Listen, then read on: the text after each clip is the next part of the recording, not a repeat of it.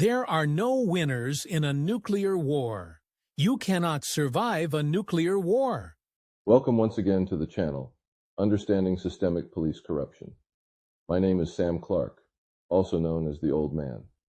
Today's discussion is, Nuclear What has no winners. You cannot survive a nuclear war. There appears to be an effort to convince citizens they can survive a nuclear war if they make preparations. Before you believe this, please get the facts. The only country in the world that has detonated a nuclear weapon on another country was the United States, when 2 atomic bombs were detonated on Japan. One on the city of Hiroshima on August 6, 1945, and 3 days later on the city of Nagasaki on August 9, 1945. Tens of thousands of people lost their lives.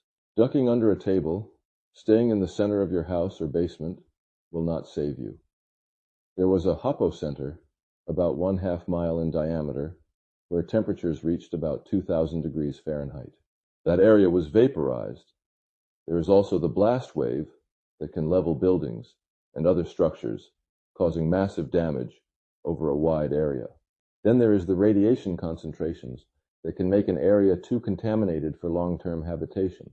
Keep in mind, the nuclear weapons today are more powerful than the nuclear weapons used on Japan in 1945. On March 1, 1954, the United States detonated a nuclear weapon at Bikini Atoll, Marshall Islands.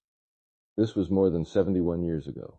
However, the radiation caused by the weapon makes that island uninhabitable for long-term habitation in 2025.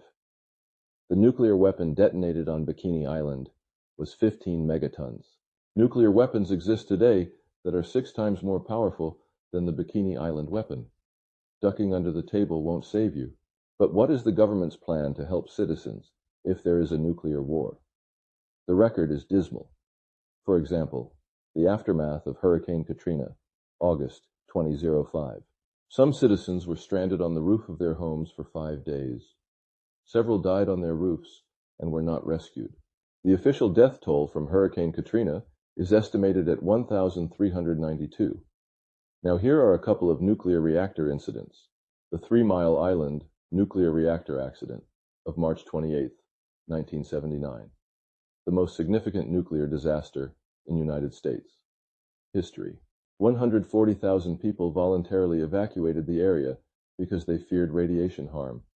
Cleanup cost more than $1 billion over 14 years. The Chernobyl nuclear reactor accident, April 26, 1986. In that incident, there was a steam explosion that blew off the reactor's lid, and a graphite fire that released radioactive material.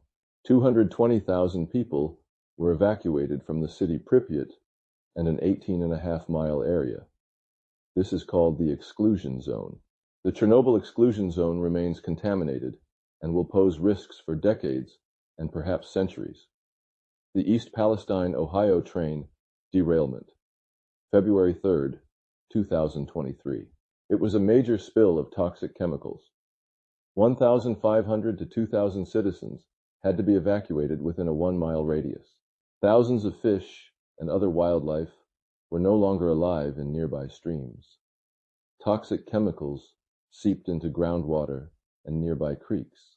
Tests found elevated acrolein and other irritants in the air weeks later. Residents reported chronic coughing, rashes, and neurological symptoms months later. Dioxins from the emergency burn can linger in soil for decades and accumulate in the food chain. A nuclear weapon can cause much more damage. Now, if there is a nuclear war, what plans does the government have to help civilians? Well, according to a 1979 report called The Effects of Nuclear War, a large-scale exchange of attacks between United States and Russia could kill 35 to 77% of the United States population, about 75 to 160 million people within days. For example, a 1 megaton bomb on New York City could kill 1,200,000 people instantly. Radiation sickness from fallout would kill millions more in weeks. Handling millions of casualties includes improvised mass graves using bulldozers and dump trucks to collect and bury bodies in trenches. Bodies would be disposed of without records. For those surviving, you won't have much to look forward to. Hospitals would be destroyed, and there would be no medical system. There would be food shortages, contaminated water, and disease. You will face large-scale detention plans to deter civil unrest. The Constitution will be suspended.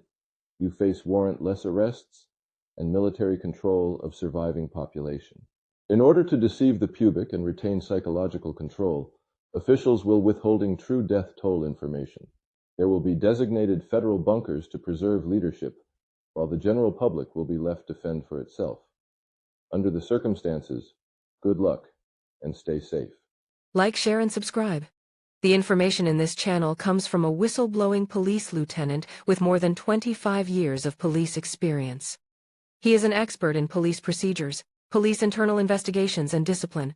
Please stay safe.